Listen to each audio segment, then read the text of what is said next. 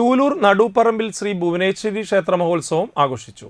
രാവിലെ മഹാഗണപതി ഹവനം, ഉഷപൂജ, പഞ്ചവിംശതി കലശം, ശീവേലി, പൊങ്കാല സമർപ്പണം, ഉച്ചയ്ക്ക് പ്രസാദോട്ട്, വൈകിട്ട് നടുപ്പറമ്പിൽ അജിത്തിന്റെ വസതിയിൽ നിന്നും പൂരം എഴുന്നള്ളിപ്പ് നടന്നു. തുടർന്ന് ക്ഷേത്രത്തിലെത്തി പകൽപൂരം, ദീപാരാധന, വർണ്ണമഴ, തായമ്പക, അത്താഴപൂജ, ഗുരുതി തർപ്പണം എന്നിവയും നടന്നു.